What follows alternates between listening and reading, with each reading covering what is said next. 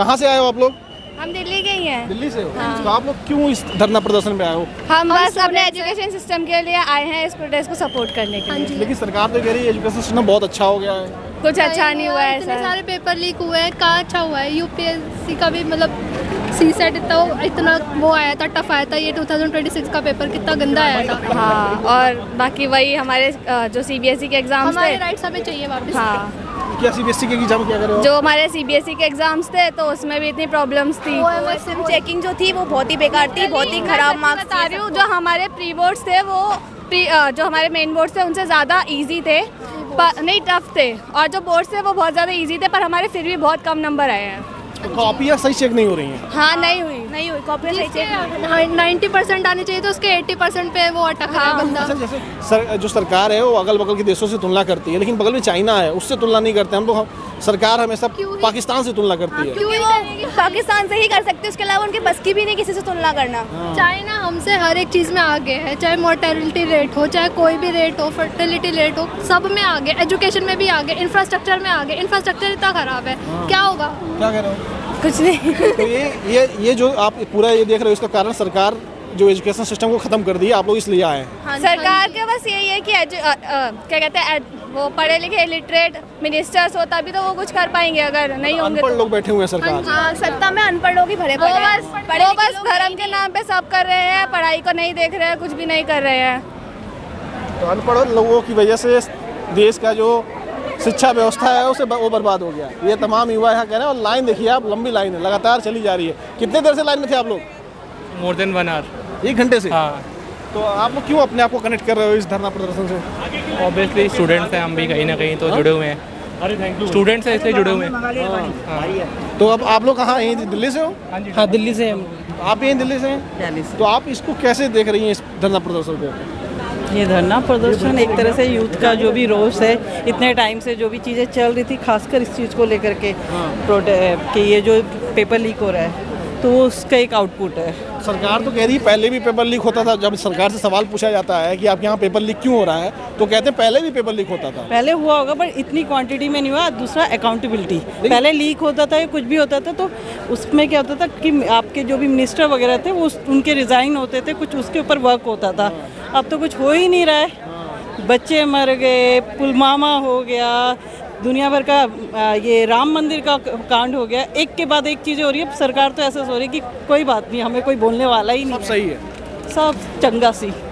ये किसान दमनकारी नीति अपनाई है। जैसे महिला पहलवानों का मामला हो, किसानों का मामला हो, जबर पे किसी का जोर नहीं। मगर जिस तरीके से ये सोन वांगचू साहब को एक पर्दे के आड़ में चादर घेर के उठाया गया, बात ये होती थी कि पहले सरकारें जो है ना वो वार्तालाप करती थी, सुनती थी, सुनाती थी। ये तो दमनकारी नीति है इनकी, बदमाशी। ना सुनना ना सुनाना, नहीं, अपनी चलानी है, उठा ले जाना, अपनी ही चलानी है। इसमें ना तो किसी की मर्यादा, ना प्रतिष्ठा, ना उसका मान सम्मान रखना है। इन्होंने तो जनता को एक एक करके दबा देना है, दबा देना। जी जी, ये बीजेपी आरएसएस की थिंक है, जिसके मातहत सब लोग काम कर रहे हैं। और सरकार के भागीदार जो हैं वो इसके दोषी हैं। आज नहीं तो कल इसका फल भोगना पड़ेगा आने वाली नस्लों को। भोगना पड़ेगा फल आने वाली नस्लों को। कहाँ से हो आप लोग?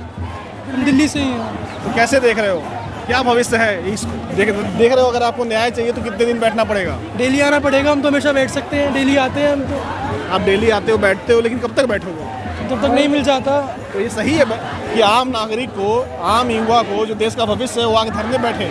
ये सही नहीं है ना, और ताकि ये रुके इसलिए अभी बैठे हैं, दोबारा ना करना पड़ेगा। लेकिन आपसे तो बात करने भी नहीं आ रहे हैं वो लोग। ये तो दिक्कत है, तो बैठे अब तक। हम तो सोनम वांगचुक जैसे भी नहीं करने आ रहे हैं। वही तो हमारा क्या है, हम इतना कर सकते हैं कि बस प्रोटेस्ट कर सकते हैं जब तक ना हो। कोई तो इंटरवेंशन होगा ही। मोदी जी कह रहे हैं ना अच्छे दिन आने वाले हैं। लन के अच्छे दिन आएंगे यार, कहीं अच्छे दिन नहीं आएंगे। पता नहीं हर जगह स्कैम हो रहा है। स्कैम? मेरी बहन नीट देने वाली है अगले साल, ठीक है। मेरे भाई ने नीट दिया, ठीक है।